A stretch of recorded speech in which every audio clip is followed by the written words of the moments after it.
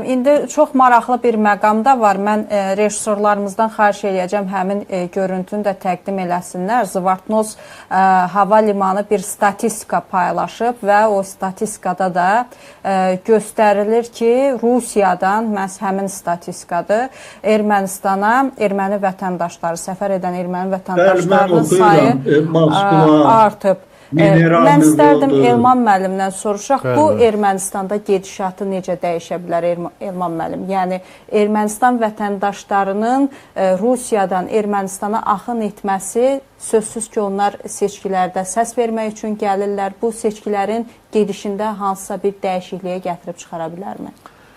Əvvəl onu qeyd edeyim ki, bax bu hadisə, yəni Rusiyada yaşayan ermənilərin, Ermənistan vətəndaşı olan ermənilərin seçki öncəsi səs vermək üçün deməli Ermənistana, ölkələrinə qayıdışı ilə bağlı məlumatlar tirajlanmışdı. Bu məlumatlar bəlli idi. Bunlar məxfi məlumatlar deyillər. Və indi bax müəyyən mənada o faktlar öz təsdiqini tapır. Hətta Rusiya və yaxud Ermənistana məxsus kütləvi informasiya vasitələrində qeyd olunur ki, 100 minə qədər, 100 mindən də artıq erməni vətəndaşlarının deməli Ermənistana qayıdışı gözlənilir və o şəxslər ki, Rusiyada yaşayırlar və o şəxslər ki, deməli Paşinyanın əleyhinə səs verə bilərlər. Bax, bu tendensiya var idi, indi dediyiniz faktlar da bunu təsdiqləyir. Bax, bu nöqteyi nəzərdən biz hər birimiz çox gözəl bilirik ki, Paşinyan öz siyasi orientasiyası baxımından qərb yönümlüdür. O daha çox Vaşinqton və Brüsselə istiqamətlənmiş siyasətçidir. Amma eyni zamanda o pragmatik siyasətçidir. Fərqindədir ki, Avrasiya İqtisadi Birliyində qalmaq və bu birlik səviyyəsində fəaliyyət göstərmək Ermənistanın iqtisadi maraqlarına xidmət göstərir.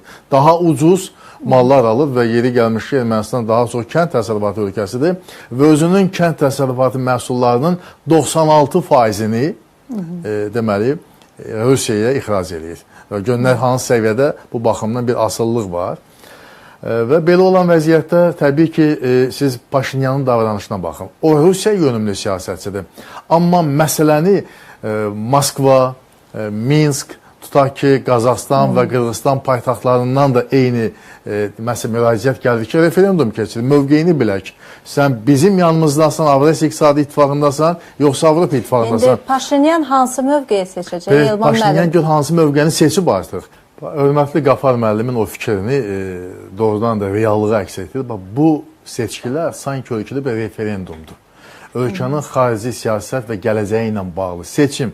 Avropa İttifaqı, Qərb, Birləşmiş Ştatlar və yaxud da ki, Rusiya istiqaməti ilə bağlı bir seçimdir. Bir referendum kimi düz deyil, onu qiymətləndirmək olar. Və bu reallığı Paşinyan çox gözəl bilir. Və o 100 minə yaxın insan, yoxsa 50 min olsun, bilmirəm rəqəmi, onlar gəlirlər ki, Paşinyanın əleyhinə səs versinlər. Və belə olan vəziyyətdə siz Paşinyanın çıxışlarına baxın. O, Rusiya ilə də münasibətlərin bundan sonra inkişafında maraqlı olduğunu bildirir və ilk səfərini Rusiya edəcəyini söyləyib. İlk səfərin mənası çox böyükdür. Strateji əhəmiyyətli ölkəyə, sənin üçün əhəmiyyətli ölkəyə ilk səfər edirlər seçkilərdən sonra.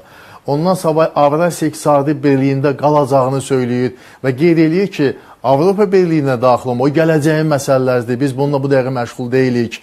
Hələ ki biz bunu etmirik, hələ ki ifadəsini işlədir. Yəni, bunlar məqsəd nədir? Məqsəd odur ki, Paşinyan qəti bir mənalı şəkildə anti-Rusiya mövqeyini ortaya qoysa, Ermənistanın daxilində nə qədər elektoratın var ki, onlar Rusiyapərəst mövqedədirlər. Deməli, onları itirmiş olar. Paşinyan deməli bu zaman manipulyasiya və yaxud da ki özünün... Amma bu manipulyasiya işə yaramır sanki. Çünki bugün Mariya Zaxarovanın da bir açıqlaması var idi. Və sonda Mariya Zaxarova bildirir ki, yəni Ermənistan Avropa İttifaqına inteqrasiyadan danışır. Dolayısıyla Zaxarovanın fikri bundan ibarət idi. Amma Avrasiya İqtisadi Birliyi ilə bağlı da hələ fikri tam bəlli deyil. Düşünəcək bu barədə. Sonra jurnalistə bildirir ki, Zaxarova, üzr istəyirəm, siz heç belə qızla danışardınız. Bax, belə ironik yanaşmaları da var Rusiyanın və bu manipulyasiyalara getmir. Sərt mövqe ortaya qoyur. Ukraynanın taliyi gözləyə bilər deyirik davamı. Bu dediyiniz məsələni, Rusiya, Ermənistan bu mövqeyini bir çox hallarda Ukrayna ilə müqayisə edirlər və Putin özü də demişdi ki, elə vaxtı ilə Ukraynada Avropa İttifaqına daxil olmaq xəttini seçmişdi və bugün indi son hadisələr, məlum hadisələr yaşandı. Və Ermənistana bir işarə eləyirlər ki, ikinci Ukrayna cəbhəsi açıla bilər kimi. Yəni Ermənistanın başına, Ukraynanın başına gələnlər gələ bilər kimi ifadə işlədirlər. Amma bütün bunları nəzərə alıb, dediyim kimi, Paşinyan ehtiyatlı davranır. Paşinyan bildirir ki, ölkəsi qərb yönümlü siyasət həyata keçirməyinə siz birmənalı xətt kimi baxmayın. Biz Rusiya ilə də ənənəvi münasibətlərimizə sadiqik. Biz istəyirik ki, əlaqələrimiz inkişaf eləsin. Bəli, biz 2024-cü ilin fevral ayından kollektiv təhlükəsizlik müqaviləsi təşkilatındakı mövcudluğumuzu dayandırmışıq de facto. Amma eyni zamanda biz Avrasiya İqtisadi Birliyində varıq. Ondan hələ ki çıxmaq niyyətimiz yoxdur. Bu hələ ki, dediyim kimi müəyyən mənada onu göstəricidir ki, çıxmaq istəyirik, amma hələ ki yox. Bəs nə vaxt olacaq? Bu sualın cavabında deyir ki, bu gələcəyin məsələsidir. Nə ola bilsin ki, yəni post-Paşinyan dövründə bu reallaşsın və s. bu kimi mövqe ortaya qoyur. İstənilən halda o çalışır ki, Rusiya pərəst elektoratın Paşinyandan üz döndərməsinə gətirib çıxarmasın. Yəni ən azı bunu yeri gəlmişdən Mariya Zaxarovun başqa bir fikrini bir daha qeyd eləmək istəyirəm ki, o söyləyir ki, erməni seçicilərinə ki, ermənilər Ermənistanı xilas edən gündür. Görün vəziyyət nə yerdə? Xilas edən gündür. Yəni bu dərəcə çox ritorik və çox kəskin bir yanaşma. Və bu halda indi təbii ki, suallar yaranır ki, bəli, Paşinyan favoritdir, bəli, ona dəstək böyükdür. İndi Qafar müəllim də onu çox doğru söylədi ki, Paşinyan Sülh Partiyasının təmsilçisidir. Amma əleyhtarları bu seçki prosesinə qatılanlar Müharibə Partiyasını təmsil edirlər. İndi gəlin bir analogiya aparalım. Paşinyan 2020-ci il və 2021-ci il reallığında cəmiyyətdə daha çox nüfuza malik idi, yoxsa indi? Hesab edirəm ki, indi. Amma 2020-ci ildə o məğlub olmuşdu, o kapitulyant idi, o məğlubiyyətə imza atmışdı. 2021-ci ildə özündə cəsarət tapdı, seçkiyə getdi və seçkidə qalib gəldi. İndi siz soruşsanız ki, məğlub olmuş Ermənistan dövlətinin başçısına erməni xalqı məğlub bir baş nazirə nəymiş səs verdi? Bu nə sevgidir? O sevgi deyildi. Sadəcə erməni xalqı fərqində idi ki, o müharibə istəmir. O baş nazir qalsın, müharibə bir daha olmayacaq. Və ona görə də kimlər revanşist mövqe deyirlər, onların əleyhinə səs verdi. Paşinyanı sevdiyindən yox, Paşinyana səs vermək sülhə səs vermək idi. Müharibə yox demək idi. İndi də analoji vəziyyətdir. Revanşistlərin elə köçəriyən başda olmalı. Siz onların proqramı ilə, platformasıyla tanış olsanız, mahiyyəti belədir. Azərbaycan düşməndir. Türkiyə düşməndir.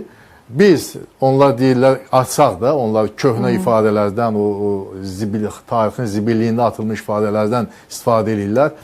Açsağın tarixi qayıdış yenidən bərpa edilməlidir və s. kimi belə əsassız iddialar yazılır. Amma Paşinyan isə buna deyir ki, bu köhnə ideologiyadır. Miyavsum ideologiyası daha yoxdur.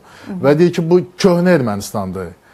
Tarixi Ermənistan düşüncəsidir və bu heç kimə lazım deyil, bu pragmatik bir yanaşma deyil. Artıq erməni xalqına bu bəla gətirir. Həmişə də belə olub. O deyir ki, yeni Ermənistan. Yeni Ermənistan qonşularla münasibətləri girən Ermənistan, qonşularla münasibətlərini bərpa edən Ermənistan. Yəni, orta statistik erməni öz güzəranında hiss eləməlidir ki, onun cibində pul var. O artıq övladı üçün nəsə ala bilir. Onun dolanışığı daha yaxşıdır. Nəyin hesabına? Azərbaycan dövləti ilə iqtisadi əlaqələrin bərpası hesabına, sərhədlərin açılması hesabına, nəhəng Türkiyə dövləti ilə sərhədlərin açılması hesabına bu vəziyyətdə uduzan tərəf yoxdur.